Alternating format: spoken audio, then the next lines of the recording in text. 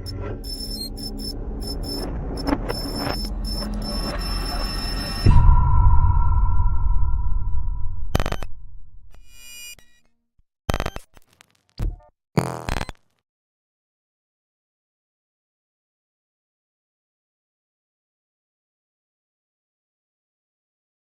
my presets right. Get my presets right. Get my presets right. Good evening, everybody, and welcome to the 1828 Project. I am your host, Brandon Ward. This is the show that celebrates individuals who are making a difference in their community. Today's topic is creating Black history in Las Vegas. You know, that's the series. Our guest today is Dr. Sheldon Jacobs. Dr. Jacobs is a licensed mental health professional. He's an advocate. He's an educator. He's a public speaker. He's also an author and a consultant. Dr. Jacobs is passionate about improving the lives of individuals experiencing various life transitions, mental health issues, and marginalized groups. Now, everybody help me welcome Dr. Jacobs to the screen. What up, Dr. Jacobs? What's good? What's good? Thanks for having me How on, you man. doing today? Doing well, man. And thank you for having me on. It's a huge honor, and I appreciate you, appreciate your family, just all the great things you guys are doing in this community. So just thank you for being who you are, my man. Oh man, thank you for being who you are, because it's people like you who keep me motivated and keep me going. I appreciate you, and I thank you for taking out your time tonight away from your family, because I know this is usually family time right now, to come on to the show, man. So I appreciate you, man. Thank you. No doubt. Have you been watching any of the shows, any of the past episodes? Yes, I've watched a few. All right, that's nice. Good to hear. Which one stood out to you so far? Shoot, all of them. I think all of them resonated in their own way, to be completely honest. And I just love just the creativity behind this. And just you using your gifts and showcasing your gifts. I mean, it's great because you're sharing those gifts with the community, and it's a beautiful thing. But to be honest, all the episodes I've seen, I think I've seen maybe 4 or 5 of them. They've all have resonated in different ways for me. Oh, that's amazing, man. I love it. I love that we able to make the connection. And that's what it's about. It's all about us showing our gifts, showing who we are. And then eventually I'm hoping that, we all are able to reach out to one another to continue to elevate one another. So it's the perfect opportunity, man. And you're the perfect person to have on. I think you actually the first person I've had on to represent the mental health field. So I definitely wanted to have you on. I also have Danisha Mingle scheduled as well. So I'm looking forward to her. I just let the cat out the bag. That was a big surprise. But 2 powerhouses in the mental health industry. I definitely had to have you on. But look, I gave you a little bit of an introduction. I don't think that I really gave you the introduction that you deserve. I want to give the people an opportunity to get to know you a little. So tell them about who you are. Yes. So basically, I've been in Las Vegas for 13 years, and I'm originally from San Diego, California, and so grew up very just humbling beginnings, I'll say. So I grew up in the inner city of San Diego, area called Southeast San Diego. So all my folks from California know about Southeast San Diego. And when I was in the 4th grade, my parents relocated to the suburbs, and that was to get me away from the gangs, because the part of San Diego I lived in was saturated with gangs, gun violence, drugs, crime, and so they wanted me away from all of that, and so shipped me out to the suburbs. And being out in the suburbs, I have my own set of challenges that I deal with. So dealing with a lot of racism. I was getting called the N-word left and right. So I was getting in fights, getting suspended, kicked out of school. And then when I got to 6th grade, so actually say before 6th grade, so I was struggling in school. So I was struggling in school from all the way from 4th grade on. And so some of it was due to the fact that I was in a better school district, and so I was just behind. But I never got caught up. And so my teachers thought something else underlying was going on with me. So I started, so I got tested. I had to go through all these battery of tests, and So it was discovered that I had a learning disability, auditory processing disorder to be exact. And basically, all that is the way I process information. It's at a lot of times a slower rate than the average person. And so like in subjects like math, read, anything having to do with reading, were very challenging for me. And so I was given the IEP. I was placed in special ed classes, and sixth, seventh grade, actually, I was placed in like a self-contained classroom. And so talk about being sort of just isolated. Talk about being sort of just feeling stigmatized, being ridiculed. I was placed in this classroom. It was like 5 or 6 other students, and we're in this trailer again, away from the rest of this main school campus. And so we had this label of being like the troubled kids. So everybody kind of looked at us as the bad kids or the troubled kids, and it was hard. It was hard. And so what happened was, because my peers, most of them were making fun of me and would ridicule me, and I just felt completely ostracized from just the mainstream school community. I started hanging out with negative peers, and one of the things I would always, every weekend, I would go back to the hood. So because my grandparents, my family was all in that part of San Diego, Southeast San Diego, and so every weekend I'll go back to the hood, and so and I started socializing more and more with the gangbangers, and because they took me in. They took me in. They accepted me for who I was, and at that time, that's what I needed. I mean, I didn't have like I didn't have a broken home. I didn't I didn't come from like a family with a lot of issues or anything like that. However, around that same time, my mom and my stepfather were going through a divorce, and so that also had an impact on me. And so by the time I was like in the seventh, eighth grade, I was fully in. I mean, I was about that life, and so three incidents happened to me in the same week during my eighth grade school year. Kid you not, 3 incidents happened to me that changed my life forever. And so first off, one of my close friends, and this is like the second week of my eighth grade school year. My one of my best friends, in my old neighborhood where my grandparents resided, was killed in a drive-by shooting that was gang related. And then literally like a couple of days after that incident, I was nearly jumped by a group of Asian Crip gang members, because I was a blood, and I head to toe red, and it's funny because my mom, like later on in life, she didn't know about any of this until later on in life, because I started talking about it a little bit more. And it just really broke her heart, because she had no idea. But anyway, and then the third incident happened where so that same week. Now this is the weekend. This is Saturday, and I'm at this park in my grandparents' neighborhood, and in San Diego. So San Diego is comprised mainly of blood gangs. So in LA's many Crips, San Diego's many blood gangs. And so the issue with San Diego is a lot of the blood gangs are rivals.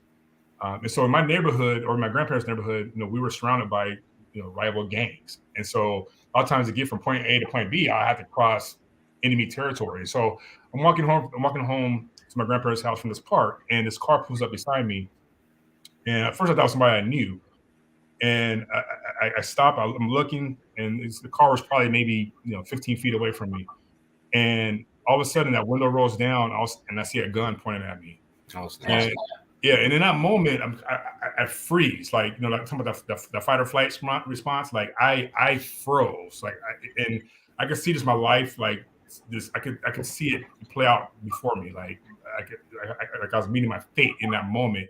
And only thing I could think about was my mom standing over my casket at my funeral. That's the only thing I could register in my mind. And for whatever reason, that gun, and I think it was divine intervention. I think God was by my side, and that gun didn't go off. And so from that moment on, I was like, you know what, I need to do things a little bit better, because if I do not, I'm going to either in prison or dead. And at that moment, or at that time, my eighth grade teacher, her name was Miss Haley. I always referred to her as a goat. Old white lady. She had this scowl on her face, and I was, quite frankly, I was afraid of her. And so she was my eighth grade teacher, and she was the teacher that had like the designated detention and in-school suspension.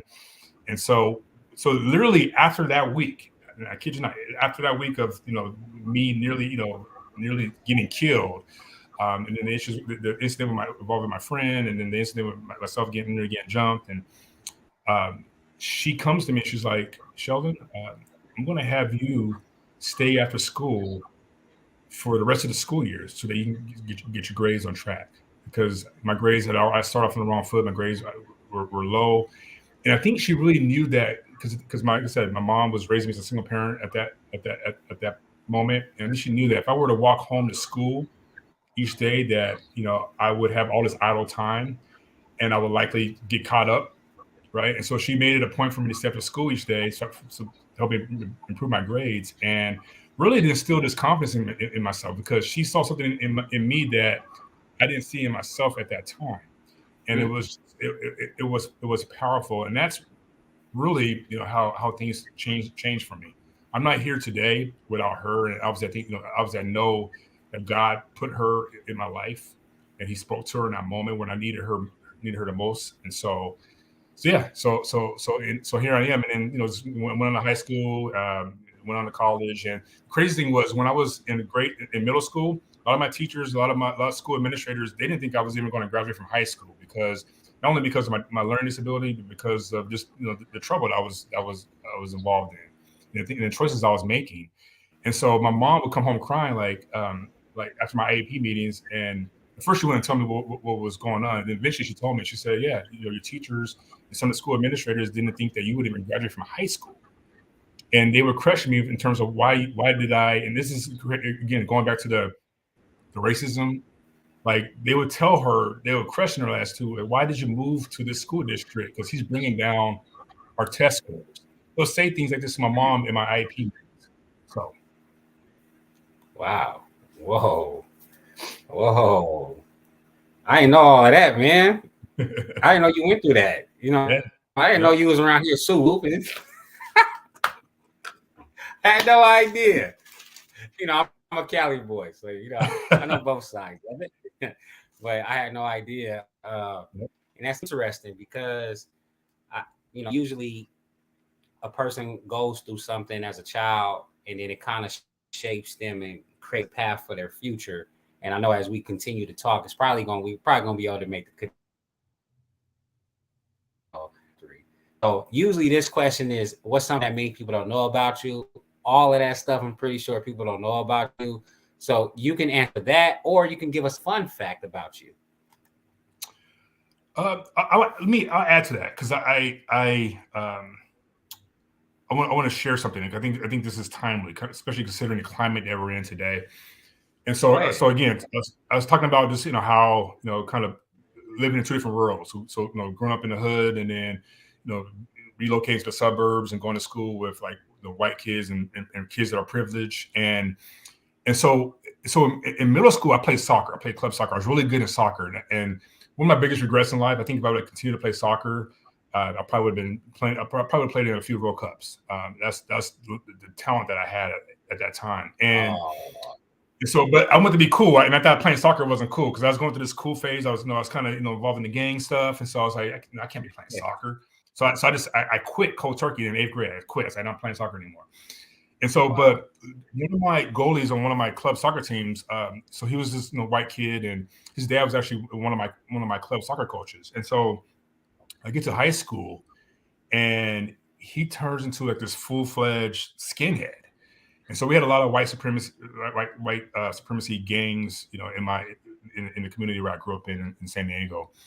And I remember he turned into this full-fledged skinhead, and he will always almost every day he will walk towards the area where that the kids of color would congregate. So the black kids, Hispanics, we would kind of hang out in this little quad area at our school, and he will purposely walk near us to kind of create a rise out of everyone. And so some of my peers knew that I had a relationship with him, and so they'll tell me, hey man, Sheldon, you better get your boy, or there's going to be a problem, right? And so I'll try to talk to him, hey man, don't whatever you believe in, that's you, but you can't, don't be doing that. And eventually he listened to me, and so, but this is the kicker. So right after graduating from high school, and I'm down in Mission Bay, down at Beaumont Park in Mission Bay, where the roller coaster is. Those of you familiar with San Diego, it's a big touristy spot.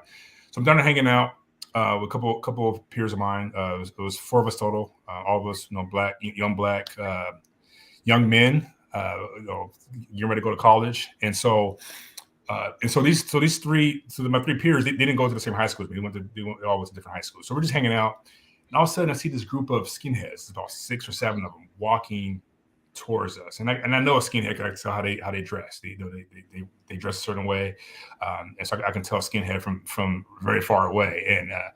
And so they're walking towards us, and so we're turning to ourselves like, "Hey, it's about to be a problem. These skinheads are walking right towards us, like." They have us outnumbered. Like, we're going to have to, we might have to throw down. And so as I get closer, I notice that it's the old soccer goalie, and I'm like, okay, what's he trying to do, right? And so all of a sudden he makes a beeline right towards me, and he starts talking to me like everything is cool, and hey Sheldon, what's going on? How's your family doing? And so I'm standing there. My boys are like, why are you talking to the skinhead? And his skinhead boys are like, "Why are you talking to this black dude?" and so we exchange pleasantries, and then he goes a separate way, and we go our separate way. And that moment always struck me because I never knew what that really was about. I know I should look at the psychology of things, and I go back to when I played soccer, and I was a defender. I was the best defender in the team, so I would kind of always kind of protect him, right, from the other team's best player. I'll always be matched up with the other team's best player, and I'm not sure if there was something. I don't know. It's weird. I never could connect the dots in terms of why he did that, why he approached me that way, because I know he risked a lot with his boys coming to me and my boys, right? And then my boys are kind of like, why are you talking to this dude? So just a little interesting tidbit about me and things I've been through, things I've witnessed. So now, we didn't really get into your profession yet. So now, as a licensed therapist. Yes. Therapist, right? Okay, just making sure I'm right, making sure we're right with it. How do you dissect that situation now? Like, how do you, when you look into it based on the practices and what you've learned, how you dissect it now? It's a good question, and it's I think the psychology of it. I think that he felt that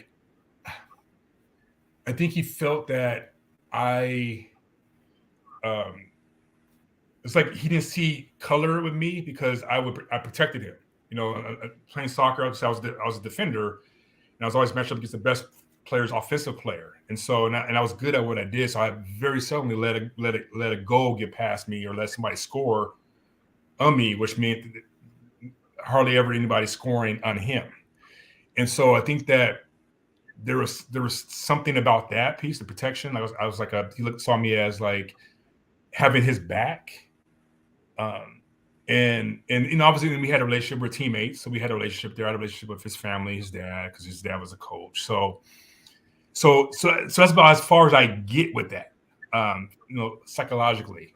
And I'm sure there's some sociological elements to it as well. So yeah.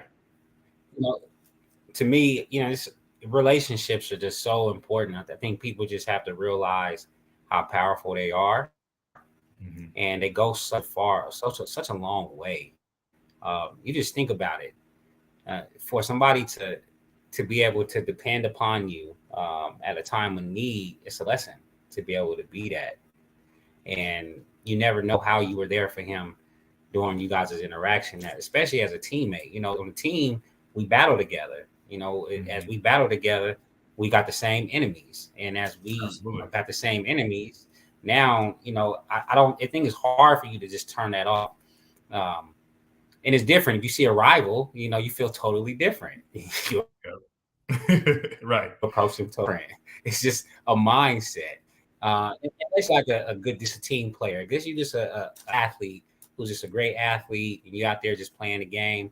But when you really start thinking about years, how many years did you guys play together? How many years did y'all go to school? So we played soccer 2 years together, and then we went to school 7 years. 7 years, I have a whole lot of interaction with him, but still, I was, in high school, I was like the popular guy on campus because I played basketball too, and I was good at basketball, and so yeah. Interesting though. relationships, man. Yeah, that's a good point. That's a Relationships. really good point. We got a comment. Mike Warden said Dr. Jacobs doing great things. Yeah, we ain't What's up, even get Mike? into it yet. We ain't get into it yet. All right. Let me ask you this question real quick. What does creating Black history in Las Vegas mean to you? Hmm. First off, I think creating Black history in Las Vegas, I think obviously recognizing uh, the folks that came, before us, before me, before our generation, uh, wherever you are. So obviously in Las Vegas community, I feel like Las Vegas, and again, I'm not from here. And my first couple of years living in Las Vegas, I feel like there was a little bit of apprehension in terms of like me and my work, like kind of like who's this dude? Like what's he about? And I think when some of the community leaders in the community saw what I was about and saw where my heart was, that I was embraced, and so I appreciated that. But I think that even in this community, we have some pillars, some folks that really not only paved the way, but really have just blazed some trails. And so I think that you can't. It's hard to, how should I put it? I think when it comes to to Black history and I think you can't talk about Black history without talking about the folks that came before us, because without them, I want to say that it wouldn't be a Dr. Sheldon Jacobs or it wouldn't be a Brandon Ward, but I think they've allowed us to do the things that we do today freely, doing it without any like how should I put it, without, I mean, obviously there's always gonna be barriers, always gonna be obstacles, but I think they've made things easier for many of us to do the work. They laid the foundation, right? And so, and for me, I mean, I think it's just about just helping the community, giving back to the community any way I can. Whatever gifts you may have, that song, this little light of mine, I'm gonna let it shine. I think we all have a light, and I think that with that light, the way I interpret that light to be, it could mean God-given talents, tools that you have. It could be a passion, something that you feel strongly about, but really tapping into that. Because you think about this, if we all did something extra, we all went just a little bit beyond ourselves to really to help those in need, or to address whatever issues are happening in the community or in your neighborhoods, whatever. If everyone who has the means to do so were to do that, were to let their light shine, just think where we would be as not only as a community but as a society. So that's what it means to me. I love it. Yesterday, what happens in the men's room stays in the men's room, so I coach too much. But the conversation came about, like military, and they were talking about how everyone in the military has their role, and it's important. Like from the smallest role to the biggest role, like it's important. Like if the person doesn't perform that job or that duty at the smallest role, then the whole organization would be um, totally out of system. So it's very important for us to really, I think for us to really see things like that. And as you look at Black history, and as we start coming together, and it's about the light that shines. Everyone has that light, and I saw this cool thing on TikTok. It was so amazing. The guy put the lighter inside a cup. Right. At first he was lighting it up, and then he put it inside a cup, put a bunch of water inside of it, and then he tried to light it again, and it was light. But he had another lighter right here, and he was showing. He pushed the button, and he used the other lighter to light the other lighter, and he was like, sometimes you just need that spark from somebody else. And I think that's we give people that spark. I feel like when we see the value and the importance of them, and we always, reach one, teach one. I think it's just very important, man. And no matter what a person's talent is, for us to see them for the value that they bring to this world. Absolutely. So we can go back and we can go into your profession a little bit. Okay. You've accomplished some things, sir. So I want you to tell us a little bit about your background and how you became interested in mental health and advocacy as well. Thank you for that. So mental health, I would say, so mental health was something that I had no idea I'd be doing. So I would say probably, so when I finished graduate from college, so I was at Ohio State University, finished my undergraduate degree in communications, and I was at a crossroads. I didn't know. I was like, and I didn't know what I wanted to do with my life. I didn't have any job offers. I didn't have anybody knocking on my door wanting to hire me. I didn't have any of that. And so, but I did have those. I had this aunt who owned group homes for youth that many of which were in the child welfare system. Some also run probation. But these were adolescent boys. She had like 3 or 4 homes at the time, 6-bed group homes in the Orange County area. And so she was like, "Hey, Sheldon, why don't you come up and work for me?" And I was like, I was hesitant because I heard all these bad stories about some of these kids, and some of these kids, assaulting staff and doing drugs at the home and just all this crazy stuff. I was like, I want to be involved in that. So my mom was, as I was on the phone, my mom's it was on the other side of the room staring at me like, you better go make something happen, because you're not gonna be living under my roof and not working. so I was like, okay, so I'm gonna give it a try. So I went up to Orange County, and I started working in the group homes, and then from there, man, I just, these kids really just pulled at my heart, because I saw so much of myself in so many of them. And we also had like a resident licensed marriage and family therapist who did like our individual therapy, with the boys, and family therapy, group therapy. And I saw just kind of his impact, and I was like, you know what, I can do what he can. I can do what he can do, and I can be even more effective than he is. And so it's also like picking his brain, like, what do I need to do to be like you? And so he told me, he gave me the blueprint. And at the time, again, I was hesitant because having a learning disability, school was always challenging for me. Throughout from 6th grade throughout college, I always had a tutor. I had to have a tutor just to really make it, because when it came to reading, I had to read books 2 or 3 times, 2 or 3 times just for it to connect. And so school was hard, and I was like, I don't want to put myself through that again. And so I was in this conflict with myself in terms of if I should pursue a graduate degree or not. And then finally, I think God spoke to me. He's like, what, this is the time. I felt His presence, and that's when I made the leap to go to grad school, and first got my master's degree, and then my mom was kind of like, you might as well get your doctorate. You're single, you got no kids, you got no real responsibilities. You might as well go and get your doctorate. And I was kind of like, I don't know, Mom, I don't know. It's a lot of work.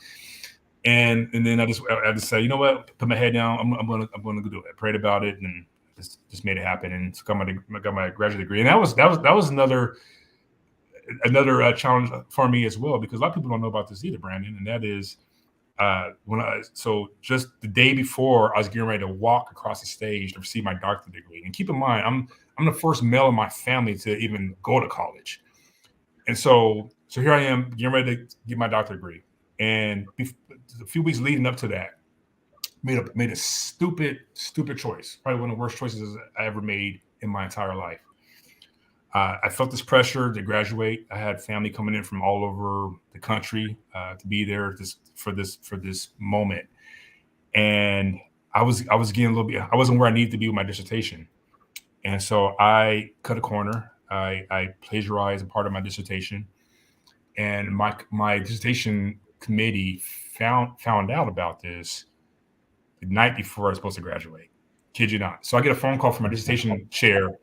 Yep, I get a call from the dissertation chair. He's like, "Hey, can you tell me about what you did?" And so I'm like, and I knew what he's referring to, but I tried to play dumb. Like, what? What do you mean what I did? I didn't do anything. Everything's good. I'm ready to go. And he's like, No. I got word that you plagiarized in your dissertation. And so finally, so I was still trying to, no, I didn't do anything. And finally, I was like, you know what, I did.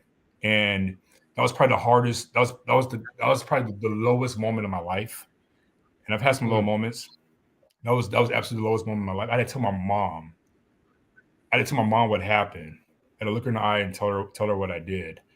And I remember her just breaking down. And I know you and I have had these conversations. Something about seeing your mom like cry. Something about hurting your mom to the point where she's emotional and she's breaking down, that did something to me. And so, so the next day, I thought. So first off, I thought that I was done. Like all that work, all the hard work that I did, that was it. And so the next morning, I had to meet with my dissertation committee. And before that, I had to. Well, first I told my mom what I did. So I told my mom.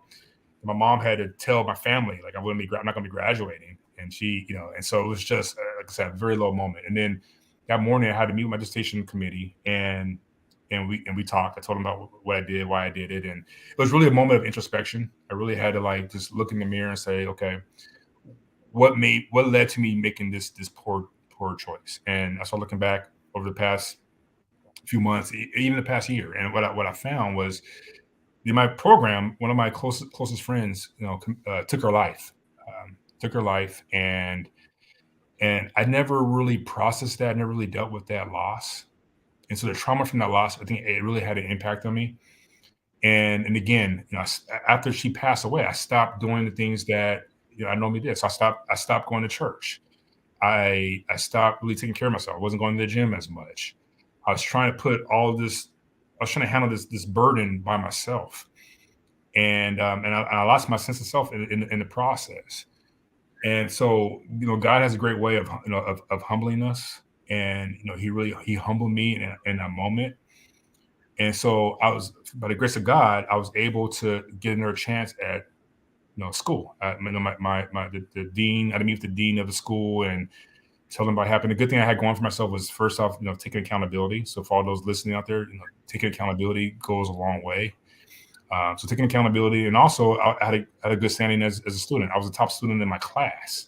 I was supposed to receive an award during that graduation ceremony, and I was there because of what I did. There was no award, but yeah, I was given their chance, and I made the most of all of that second chance, and here I am. So from there, I moved to finish school. My wife and I, who was my fiance at the time, we decided to relocate to Las Vegas. Got a great job with the county, and again, God I think just really put us here in this community, in this great city, and the rest is history. And I'm involved in a lot of different things. By God's grace, been privileged to sit at some tables. Doing some work with the Raiders and doing some work, with the licensing board for NFTs and CBCs, which I was appointed by Governor Steve Sisolak at the time. And so just definitely, feel greatly honored to be in this space. And one of the things I want to do, Brandon, is, and again, I'm going to be long-winded here, but, one of the things that I'm really wanting to do is I want to normalize mental health, especially within our community, within the Black community. Because we have a serious problem. Our kids are taking their lives at almost twice the rate as white youth. A lot of people don't know that, because of a lot of our cultural norms, and a lot of it because of just this notion of that if I seek help, that I'm weak, or I'm not strong, or I'm less than, or just the shame that's associated with that for a lot of people in our community. Trying to change that. So that's me in a nutshell. So that's where the advocacy portion comes from. Yes. So yes, absolutely. So the advocacy. So this is it. So one of the boards I sit on the NAMI board. So NAMI stands for National Alliance on Mental Illness. And so I've struggled with that term, mental illness, because mental illness, I hear mental illness and I hear mental health used interchangeably so much, and they're completely different. Mental illness is a part of a spectrum. Many of us in the field will say that mental illness is like the end of a spectrum. Whereas mental health, we all have mental health, just like we all have physical health. And so mental health is a continuum. And so, but when people see the term mental illness, especially within our community, wait a minute, mental illness, mentally ill. Wait, that's not me. No. And so the term mental illness has so many negative connotations to it. And even people who have like, quote unquote, severe mental illness. I talked to a lot of folks who don't even like the term mental illness, right? Folks that have schizophrenia, folks that have, bipolar disorder, who might quote unquote fall on that end of the spectrum. So I'm trying to normalize mental health as much as possible, and one of the ways I'm trying to do that is by taking that a change in how we refer to the term mental illness. Okay, I like that. I know. I studied psychology when I was going to University of Phoenix. It was like back in like 2000. It was right before Brazil got hit, and it was crazy because we had did all our prerequisites prior to the accident, and then I went into, I started getting into the psychology portion of it. And when I started going through that trauma, I was utilizing majority of the stuff that I had just learned for the situation I was going through. And it's a lot of mindset. It's a lot of how you approach things, and then that thinking, that constantly thinking about the past and not thinking about the future and what's possible.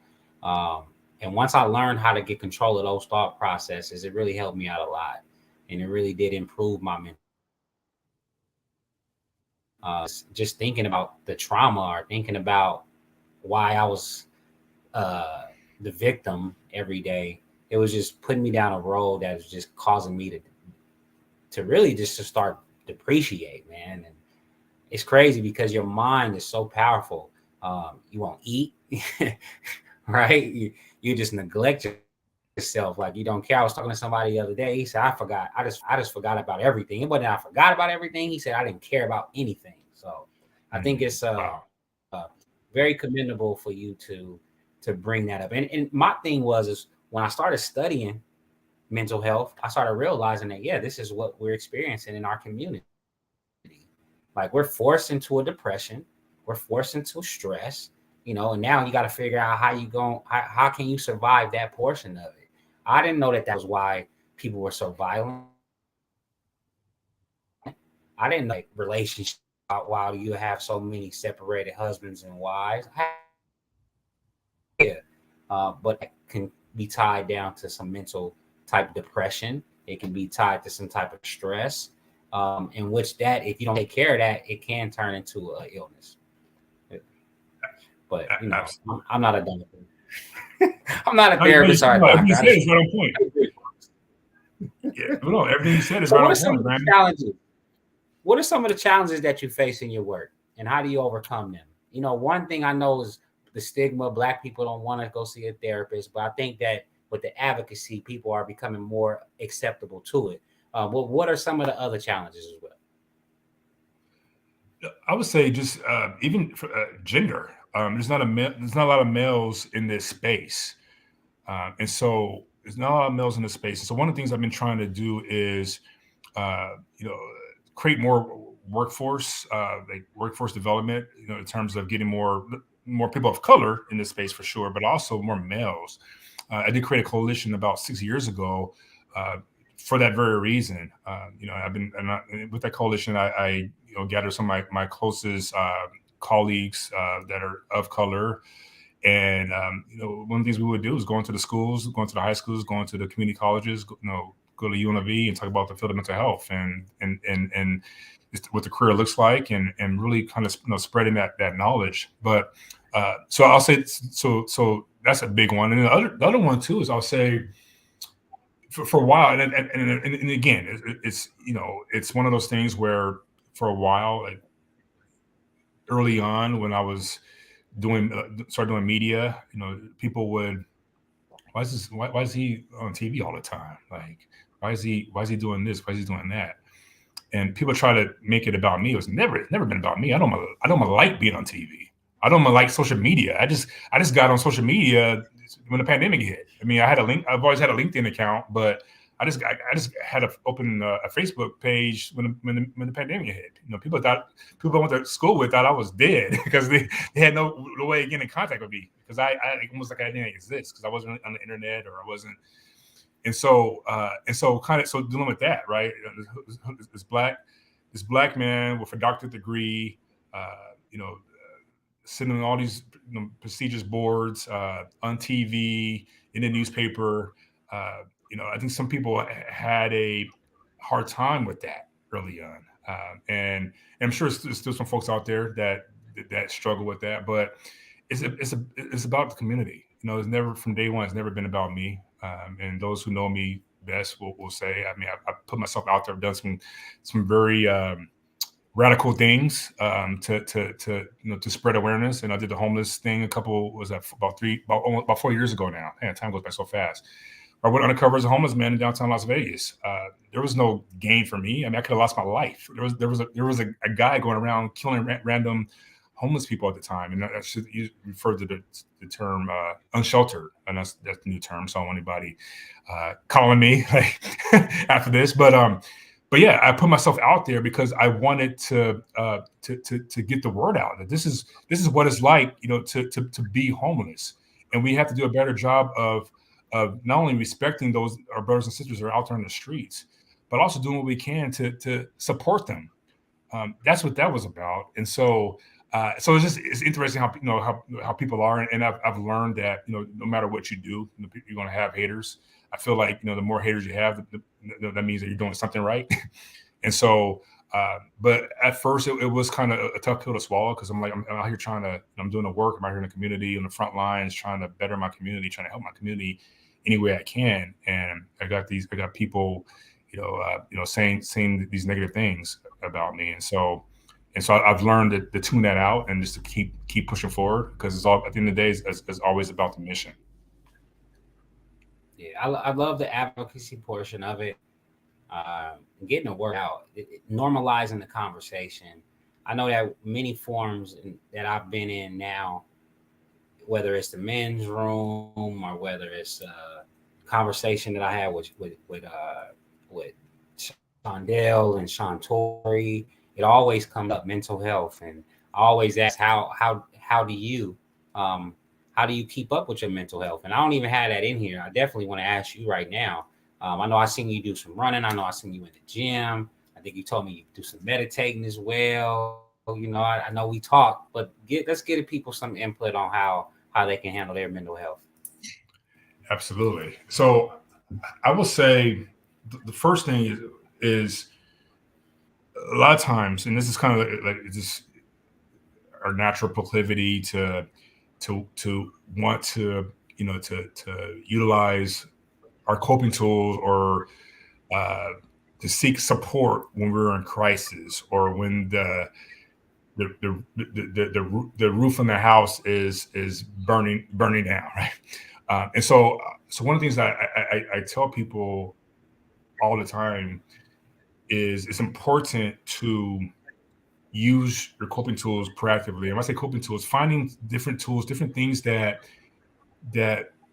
resonate with you, things that you're passionate about. So, for instance, if you have an allergy to the gym, you may not want the gym may not be the best coping tool for you mentally. I mean, obviously, there's many benefits to working out and exercise, but there might be some other tools that might be more effective for you in terms of your mental wellness. And so, what are those things? And so, for me, yes, running is everything for me. You see me in the gym, you see me. It almost looks like I jumped in a swimming pool, right? Because I'm Rich, because each morning I'm getting in about 5.5 miles, and it's not every day. I used to do it. I used to do it 5 days a week. I've cut as I got a little bit older, and I cut down a little bit. So 3 to 4 times a week, minimum 5.5 miles. So that equates to about 20 miles, 22 miles a week. But that helps my wellness. Also, meditation. Every morning when I get up, I try to meditate. Some days are better about than others, but usually when there's something really on my heart, I'm usually more consistent and better about doing it. But usually in the morning, when I first wake up, just something about the morning, early morning. It's still dark outside, but it's like this peacefulness, this calm, and it's just my time, my time with God, where I'm able to connect with Him and think about just goals for the day, goals for the week, processing all that, and so those are my two. And then also, having a good support system. So I have a great support system, a great family, my wife. I have people in my circle that I can go to about anything, and so that's huge. So I want the listeners to know that it's important that think of your coping tools, and I equate it to like a toolbox. So if your car breaks down on the freeway, a lot of us have it, the emergency kit. that we can turn to kind of help us in that situation, or to help address the issues with the car in that moment. And so the same thing with mental health. We have to have that toolbox, that we have, that we can take our coping tools out of that toolbox and apply them, and do it proactively. Don't wait for a crisis. Don't wait for a bad situation to happen, but use those coping tools proactively. And I like to make the correlation with our coping tools to our vitamins. Right, we take vitamins to kind of build our immune system. Well, our coping tools is equal. Is our our vitamins are equal to our coping tools for our wellness, right? Because they build mental immunity versus the physical immunity, mental immunity. So what I mean by mental immunity is, so when we are stressed out, because life is tough, right? We're going to have our good days and our bad days. And so when we have that immunity built up, when you are having a stressful day, you're not going to feel like, oh man, I can't get through this. You're not going to feel so overwhelmed because of the immunity. You built this level of immunity based upon using your coping tools proactively. So when you do have a stressful moment, you're able to think a little bit more clearly during that situation, during that moment, and to help you get through it more effectively. And so that's why our coping tools are important. And think of our coping tools as vitamins for our mental wellness immunity. I love that. I remember when I was going through my situation, I started meditating, and what I learned, like I was telling you earlier, is the thought process, like thinking about the past, right? But I got so good at stop thinking about the past, and then I got so good at stop thinking about the future, I became present. And when I became present, my mind was just clear, and I would just have this time of bliss where I wouldn't think of anything. Usually my mind is running rampant with thoughts and here and out there, my wife, my kids, my job, my business, all that. And then, you know, my mind became so clear. I'm like, I got to do something with this clear mind. So I started writing. I ended up writing a book, right? I'm like, I'll write this book. And I don't think people realize, the correlation, because, when writing a book, it takes such mental stamina, right? It takes such a clear mind for you to create creativity. And the wrong thing. And it's crazy because when I wrote my book, I was writing about a tragic time, which was triggering me. It was triggering me, right? So just taking myself through that process, I just learned so much. And are you author as well, right? Correct. Yeah. So yes, I wrote that homeless experience. I wrote a memoir about that homeless experience, which was published in November 2020. Okay. And so the great thing about that memoir was the proceeds from it, I was able to use it to charity. So the memoir became a vehicle for the community to give back, to the community. And so, yeah. So yeah, you can the title of the book is 48 Experiential Memoir of Homelessness. You Google, put in say that a little 48. slower. You can't say that too fast. Don't say Okay. that fast, right? Slow down. I can't help myself. So yes. So the title of the book, so 48, an experiential memoir on homelessness. And you can purchase it anywhere, Amazon, you can go any Walmart, Target, any online option, Barnes and Nobles. It was in most Barnes and Noble stores. I don't think that's still the case. I think here locally, you might be able to get it in person. Some people like to buy their books in person. So yes, several options to order the book.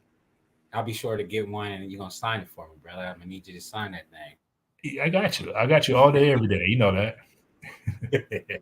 So you worked with various populations throughout your career, including juvenile, probationers, professional athletes, and those experiencing mild to severe mental health issues, correct? What do you feel as you feel like you've made the most impact, and where do you feel like you can still make the most impact? I would say the adolescence. I feel like the adolescence, that's my wheelhouse. And again, I don't know why that is. A lot of people in my field, a lot of mental health professionals in particular, don't like working with. I should say, I don't use the word do not like working with teenagers. They just can be challenging, and so a lot of colleagues I know try to stray away from try to go as far away from working with teenagers as possible. So, but for me, I feel like it's my wheelhouse. That it's always been something that it's always been a population I can connect with. I think, and that's the biggest thing when it comes to like therapy in particular. you mentioned earlier about relationships. It's all about the relationship. Like 75 to 80%, or let's say 70 to 80% of therapy is about the relationship that you have with your client or patient. The other, 20% is, the stuff you maybe learn from school or, but that 80% is that 70 80% is the relationship. And so being able to connect with people and teenagers are unique in the sense that they know what you're about. They can read through a person. They know if somebody's real or not. And I think that's where I've been effective because we all were once teenagers, and for me, a lot of teenagers that are struggling, and our kids right now, I'm telling you, Brandon, our kids right now are. I'm nervous because it's just the struggle is real, man. Our kids are really struggling on the mental health tip. I mean, my phone is ringing daily from parents, reaching out. Hey, my son is talking about killing himself. And to my kids 9, 10, 11 years of age. This is real. This is very real. So yes, I'll say that the teenagers are my that's my wheelhouse. Man, that's tough.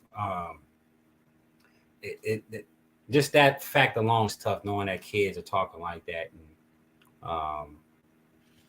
I've been a police officer, so I've seen people be serious about it, and I've seen people, cry for help. I've seen it.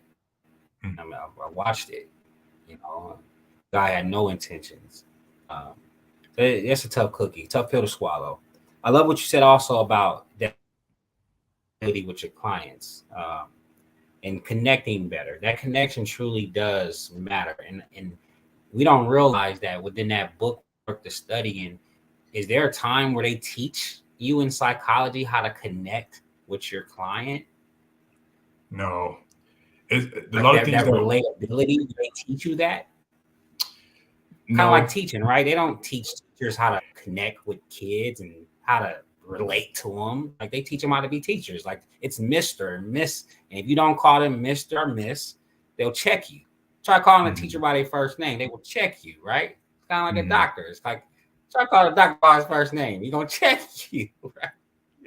But it's that perception and it's that relatability. I think that's what's missing within a lot of these professions. And I think that's why you need to have more African Americans in the profession because we are the most relatable.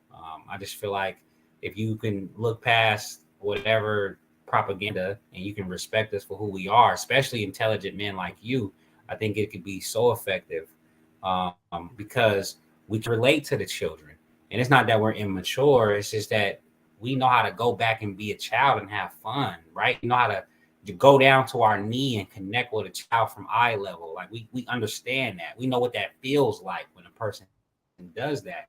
And I feel like there's some people in the past, they just didn't take the time to really understand.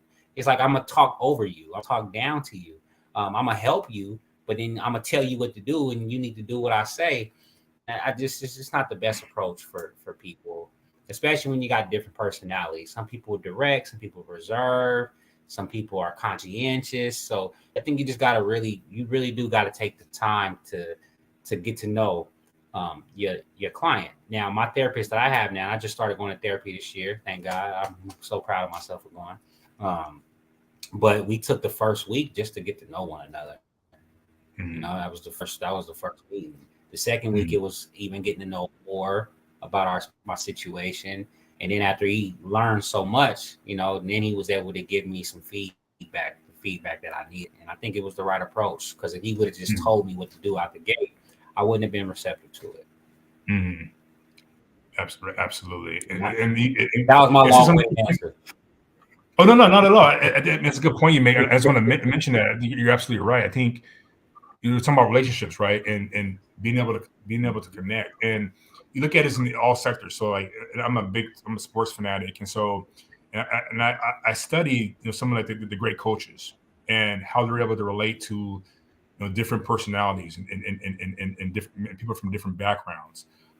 And to me, the greatest coach, basketball coach of all time, one of the greatest coaches, period, is Greg Popovich for San Antonio Spurs.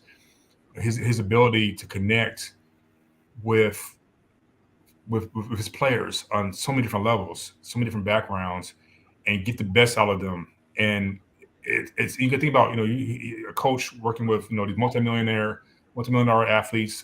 Some don't know as LeBron is quote unquote a billionaire now, right? So, but he's able to get this respect from these players that come from such different backgrounds. I mean, you got European players, players, African American players, white. I mean, and he gets the most out of all of his players all the time. And so I've read about some of his leadership, and that's the thing, like you said, you have to kind of know how to connect with with who's in front of you, and a lot of times it might be different based upon who's in front of you. And so I think that's key. And I think that you mentioned our teachers. I think it's the laws. I believe in the laws of attraction, and it could be a black therapist with another black male. It could be a white woman with a black woman or a black kid, whatever. But when I say laws of attraction, beyond it being a racial or gender thing, but even a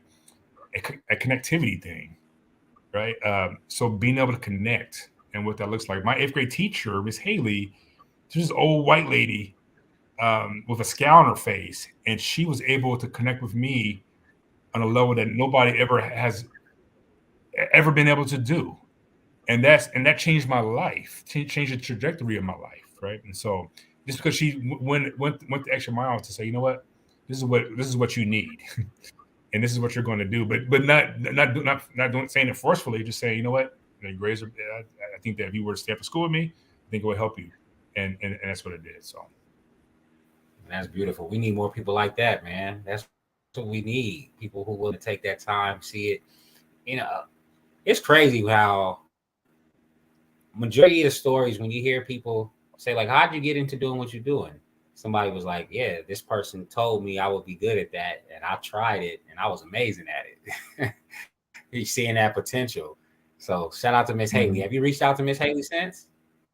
I don't think she's alive because she was older. She was seasoned way back then. So this is going back to the early '90s. So I think she was like 60 then. So I don't think she's still alive. I actually was inducted to my high school Hall of Fame Oh, last come June. on, man! You supposed to wait. Oh, let me. You supposed to let me, man. I was about to say, I'm a true fan. So because we talking about Miss Haley, let's talk about your induction into the Hall of Fame at your high school. But go ahead, sir. Yeah. So probably one of the greatest honors. My high school. So my high school is called Mount Carmel High School, and it's a pretty prestigious school. If you Google it, we've had a lot of besides great athletes, we've had a lot of like great people come from my school.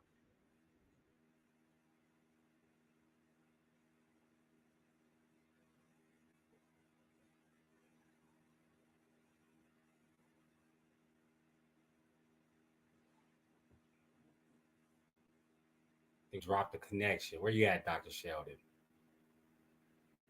Let me see if I remove him. Come back on. He was jugging too. Man, he was getting it, boy. He was telling he was about to tell us the whole high school story. We're gonna let it, man. I'm gonna There give you him are. some time to come back in. There you go. There you I go. mean, so sorry.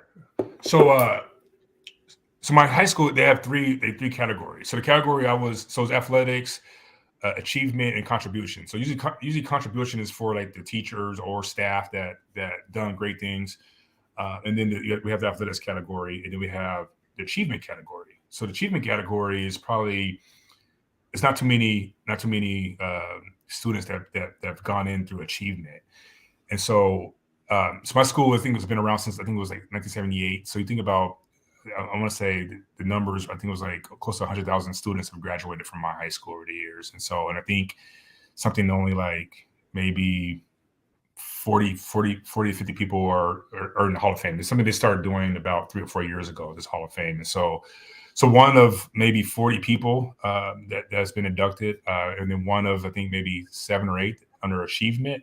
And so I went under achievement for just my work in the community around mental health and some of the work I've been able to do, not only here locally, but also statewide and across the nation. So just the platform is growing, which I'm just eternally grateful for.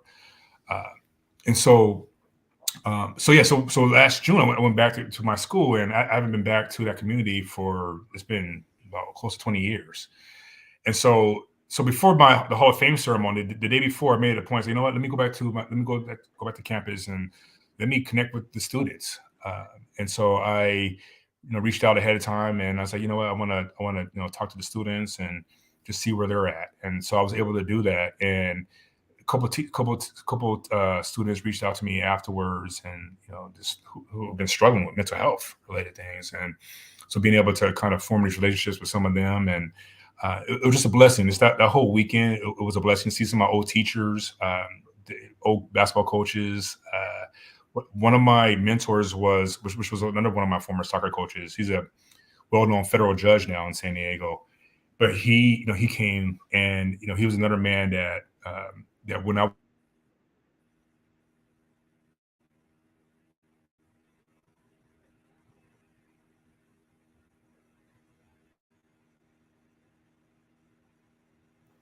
right. Well, we on one of them reception days. I don't have no idea why it's going out. Well, man, Dr. Sheldon has been amazing. He'll tell us another story as well. I didn't have much more to go. I definitely want to start asking him about his advocacy a little bit. And I want to go into a little bit more detail about his public speaking as well. So hopefully when he comes back on, we can just talk about his public speaking, and then his vision for Las Vegas in the future, and then how he plans on making things better. So I'm checking him out in the back studio. Went out, he's probably gonna come right back in. We're gonna see how it work out. I had a couple of questions for him. If you got any questions for him, you can put it in the comments section, and I'll definitely ask. Uh, my questions for him will be: can you speak to your vision for the future of the Black community in Las Vegas and what you're working towards? And here you go. He's back. Yeah. And he's back, baby. I'm back, and I'll be quick. I'll be quick. So my mentor was a federal judge. He had some health stuff, so he was in a wheelchair, but he came out, and in my speech, I gave him a shout out because, like I said, when I was going through some tough times, he was always there, right? He was always there. If I had to go to his courtroom and meet with him, or sometimes he might be in the middle of a trial, he always made a point to call me. And I always had people like that along the way to really help me through this journey that I'm on. Yeah, you got having that. And I heard you say that in the beginning. You said when I was talking mental health, and how you keep up with yours, you said having those mentors, having that support, and that's very important. Everything I go through, man, I'm able to call somebody. If it's about marriage, if it's about business, if it's about anything, I'm able to call somebody who can give me great information, great feedback, honest feedback, and have my best interests at heart. You got to have those people in your life. Now, Dr. Sheldon, I know we've been on for over an hour now, and our reception is really bad. So I had a few questions for you, but I'm going to try to keep it short. I do want to make sure that we get a vision of what you want to see in the future for Las Vegas. Some of the challenges that mental health is having, especially in our community, and what you're actively doing now and in the future, and how you're going to combat that. So I do want to address those things. So I'm going to start with all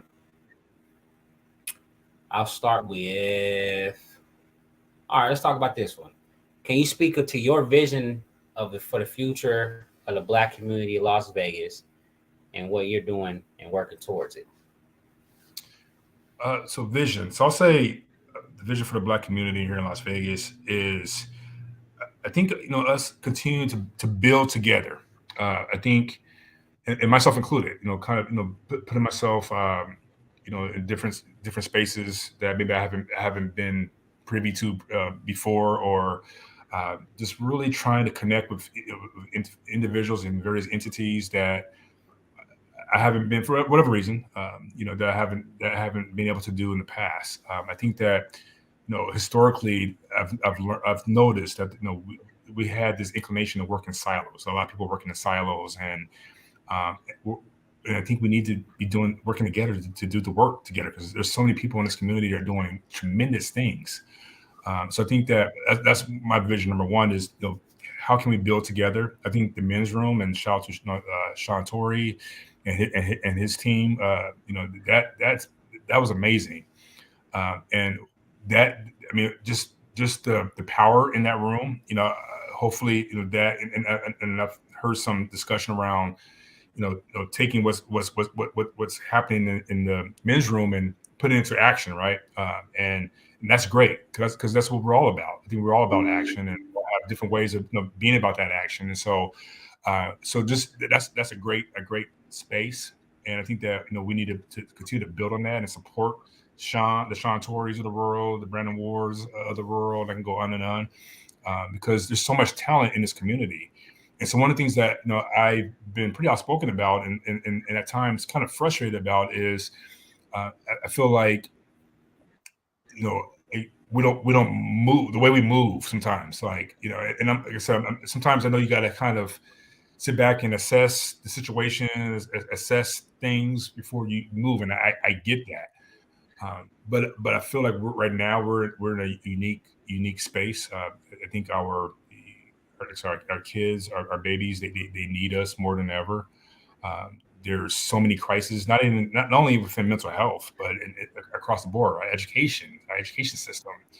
Like another kid brought a gun to school today. I mean, these things are happening more often, it seems, right? And so there's just so much work to be done. And so I'm excited about partnering more with various entities, various individuals that are already doing great work, and just building on that, because we're so much stronger together. And so yeah. I love it. I love it. Now, when we talk about our challenges in our community, what are some things that we can do to actively address those challenges? I know that advocating definitely works because it normalizes it. And what are some other things as well? I think, and this goes back to, this has been a common theme throughout this episode, is relationships, right? And one of the things I'm grateful for is our community leaders, our elected leaders, they're accessible. Like in a lot of other places, you and I both, we come from California. To have relationships with like elected officials in California, I mean, there's so many gatekeepers and so many layers and people you have to go through to get to that person. Whereas here, I mean, I have direct access to just about everybody, as I know you do as well. And I think that's huge. So I think forming those relationships is important. I know I've been able to make a phone call to a few individuals to get things done, and I think we need to continue to do more of that, because yeah, obviously there's a lot of obstacles, there's a lot of barriers, there's a lot of issues, there's a lot of need in our community. But I think that we have great leaders, we have great leadership across the board. I mean, obviously there's always more that can be done, but I think that we're starting to speak more of the same language, and that's very positive. So I think we need to continue to build on that. Yeah, I commend definitely. There in the past, I've been to some of your events, and I know you're real big at bringing everybody together. And I know we haven't spoke on that. You wanna just you tell on that briefly about how you are bringing other professionals in the industry together, not just for the networking portion, but also for their mental health as well. Because as providers or as for therapists, they have to be taking care of themselves as well, and you need to have those relationships. So you want to talk on that and how you create those groups? Yeah, absolutely. Yeah. So thank you for that. So I formed like a men's group comprised of Black male therapists, and we were getting together pretty often. And the pandemic kind of put a wrench in that a little bit, but something that I plan on doing more. Is getting having this support for our Black male therapists, because there's not too many of us, and we have our own unique challenges as well. And then also the coalition that I created, really. It's a collective, and so really building on that and bringing us more together so that we are more on the same page when it comes to the issues within not only the Black community but across communities. So that's another one. And then the other piece to that is, and this one is a little bit, how should I frame it? It's a little bit tricky, but I won't say tricky, but it's something that I've made it more of a point, more of my mission, and that is bringing more of my brothers and sisters up with me. So if it's, so when Sister Lack was in office, if there was a prominent mental health related issue that was going on here locally or somewhere in the state, a lot of times someone from his office will reach out to me. And so now it's more about, okay, I got Denisha, I have somebody from, I got Sharita Childress, I got other folks that can answer the call, not just me. And so really trying to bring more of us up with me. Media, whenever there's a serious mental health issue going on in the community, a lot of times the media will call me, and so now it's about, okay, I'm not the only one. I can give you names of 10 to 15 other people that can speak on this topic just as good as me or better. So really trying to bring more people up with me. I think that's a great sign of a leader, is making those, not only making those better around you, but also uplifting those and putting those around you in spaces that maybe it might be a little bit more harder or challenging for them to do. And that's why I commend some of our leaders like Dr. Lawrence Weekly and Cedric Creers, Councilman Creer, like McCurdy, Commissioner McCurdy, because that's what they're all about. They're all about uplifting the community and bringing others up with them. And so I'm trying to take that torch and pass it as well. I love it. I love it. Tiffany said, "Thank you for all the work you do, Dr. Sheldon." Shout out to Tiff for watching. For you. You guys are the power. You guys are the power couple. Oh, sorry. It's crazy you say that. I appreciate that. I love it. I love it. I love it. Well, Dr. Sheldon, man, you've been amazing. And you did a few name dropping. You said Denisha Mingo. I heard you say Lawrence Weekly. I heard you say Cedric Career. And I might be missing one or two or three. But this is the portion where you have an opportunity for people who are doing some things in the community and that you want to show some love to. So here we go. So this, I'll say this one thing. This is this disclaimer, because I want to miss somebody inadvertently and get called out. What's that? Exactly. You definitely would. Well, the first person I want to shout out is my wife, because I'm pulled in many directions, and I hear this all the time. Like, how in the heck, when do you sleep? How are you able to do all the things that you do? And so it's my wife. My wife holds down our family. I got 2 kids, a 9-year-old and a 6-year-old. And she really holds it down. She really allows me to do what I do. I mean, she's kind of like she's my chief of staff. She's my boss, because I had to get permission from her on a lot of different things. But she's my, she's my ghostwriter. She reads my papers, my professional journal articles that I submit, my book. I mean, she was instrumental on that. So I can't give her enough praise. And then obviously, I'll say, our elected officials. So Senator Spearman, Commissioner McCurdy, Councilman Creer, who else?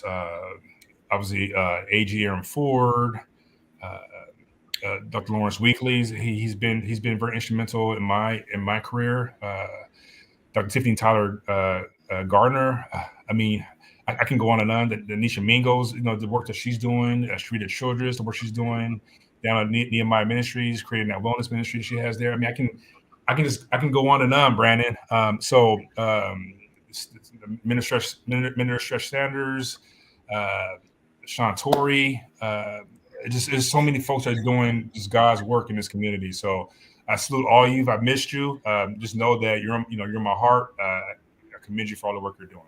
So just because I didn't miss your name doesn't mean you're not doing the work.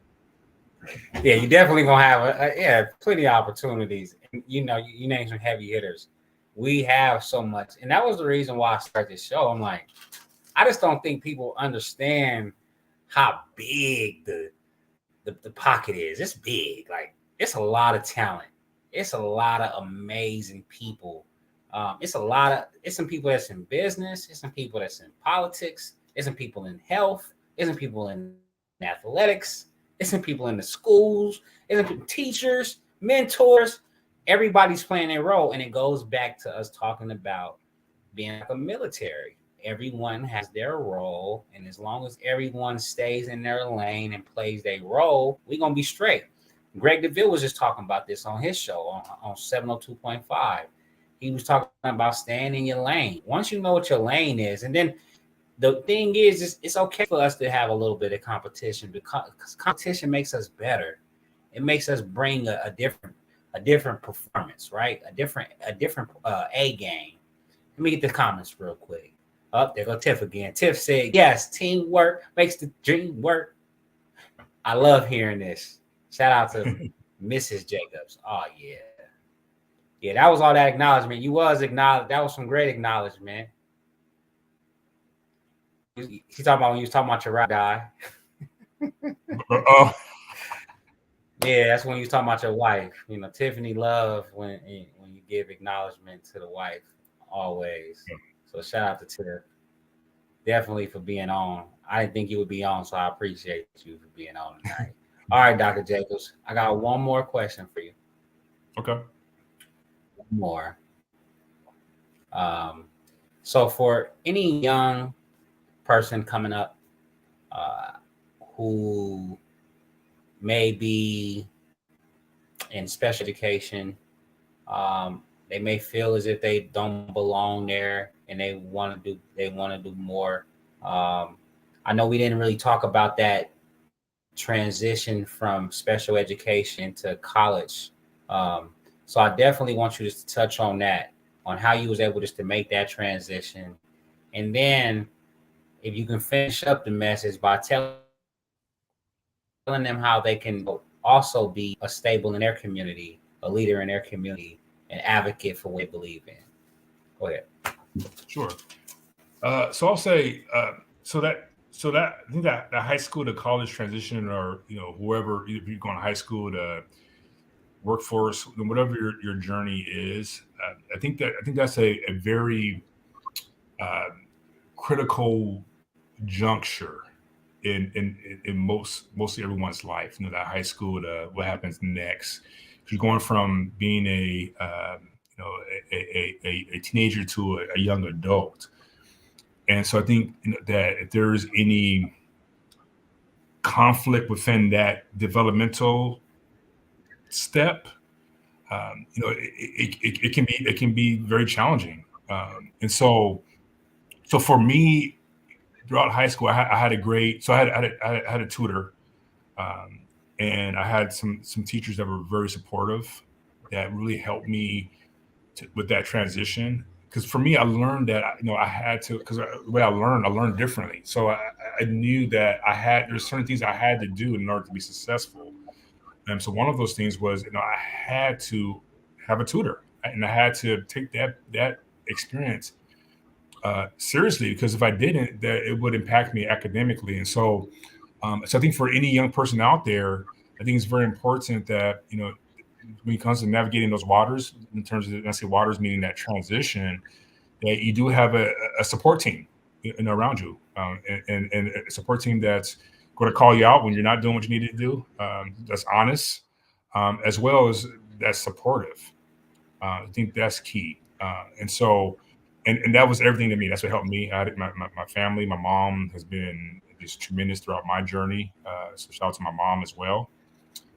And so yeah. And then the other part of your question was in terms of the community, in terms of giving back, or how do you, right? So, uh, Play their role. Step into they in their role. Get on the right. field and be a player. Okay. So by virtue, I mean, I think, uh, so this is what I'll put it like this. So I'll frame it this way. Um, I think when it comes to, I was talking earlier about your light, that we all have a light, And for some of us, we don't find out what that light is until like later in life, right? But one of the things that I think is important is, so how do we go about finding like that sense of purpose, right? And again, that looks different for everybody. But I think that once you have that sense of purpose, it will help to drive you. It'll help to drive you, and it's that drive that will put you where you need to be. And so I think it's important that you first start there in terms of, okay, what is that? What is my sense of purpose? What is it that I want to do? What is it that where's God calling me, or where am I feeling led? Right? I think that is, you have to pay attention to those cues. And I think sometimes when God does speak to us, that we're not always receptive, or we don't always hear him because maybe we have our own agenda. We want to take it upon ourselves, right? And so God has a unique way of humbling us, like I said earlier. And that's something that I'm still learning as well, and working through as well, is that faith piece, really just giving it to him, and trusting in him, to guide me to where I need to be. So that's key. But yeah, I think it starts with that sense of purpose piece. Where are you feeling called? Where are you feeling led?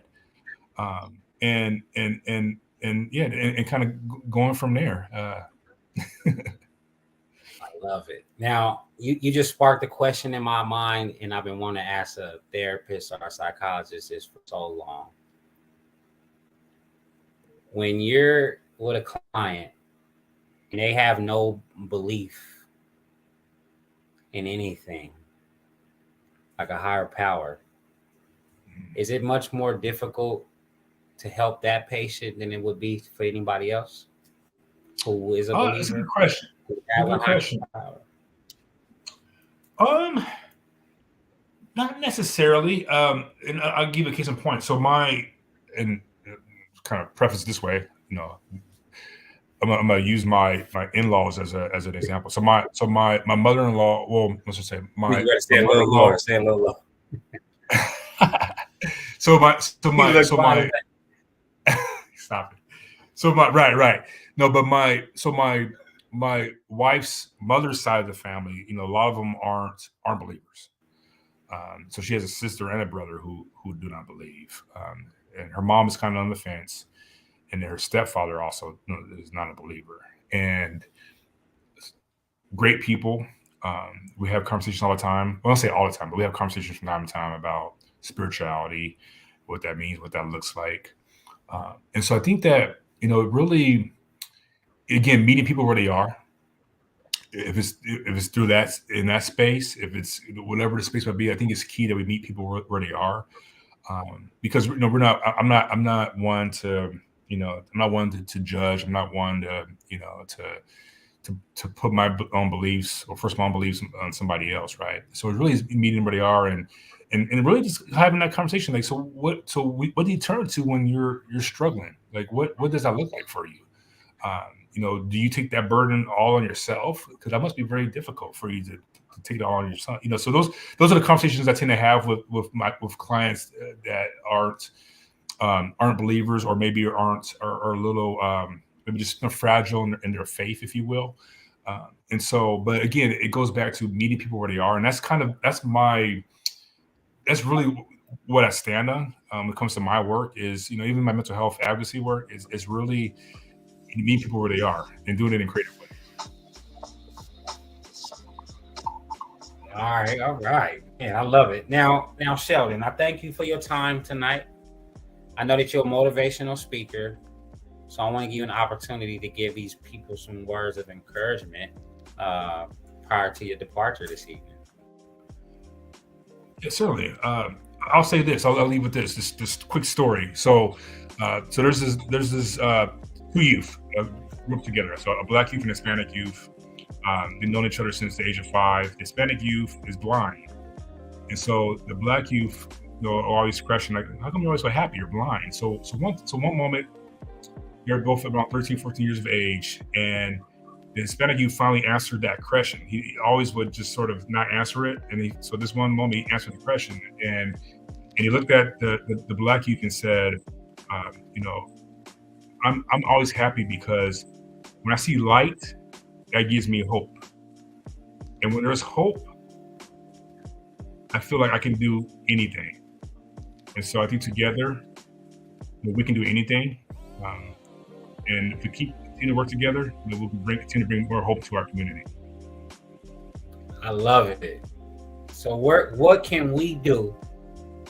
The community, the leaders, what can we do to support you and help you on your journey? I would say answer your phone when I call. No, I'm just kidding. I would say. But you're not. Answer the phone when you call. Well, no, for the most part, everybody's been good to me about that. But I would say really just when it comes to help me spread this message around mental health. Just helping me normalize mental health in the spaces that you are, the platforms that you have. Continue to talk about mental health, but continue to talk about it, in a fashion where we're normalizing it. Because the more we're able to normalize it, the more we're able to talk about it, the more of our community will feel safe, will feel comfortable getting the help that not only they need but that they deserve. Man, that's real good. Thank you so much. All right, Dr. Sheldon. So usually I'm able to pull up the next flyer to say who's next on there. I really don't even know who it is tomorrow. I have no idea. I gotta check my list, man. I gotta check it.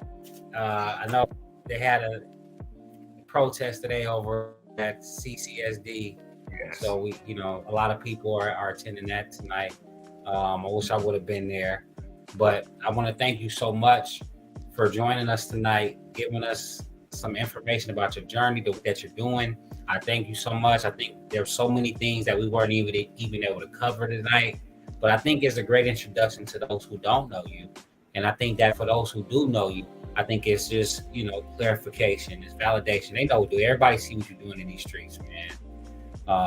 You was just doing a speech on a boat the other day, wasn't you? On a ship? Yeah, something like that.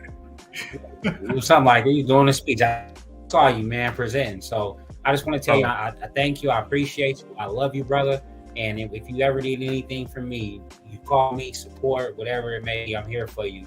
And I thank you for being that for me as well. Appreciate you, my brother. All right, brother. You have a good night. So that was Dr. Sheldon. And thank you again for joining us on the 1828 Project. It was a pleasure to have Dr. Sheldon on the show and to hear more about his work in Las Vegas. We look forward to seeing the impact that he's continuing to have and make on our community. To our listeners, thank you for tuning in. And we hope that you'll join us again tomorrow for another inspiring conversation on creating Black history in Las Vegas, the 1828 Project. With that being said, man, y'all have a good night. Be safe out there on Friday. It's Friday night. Make sure that you love your family, love your kids, and all that other good stuff. Now that the thing is down, I can end the broadcast.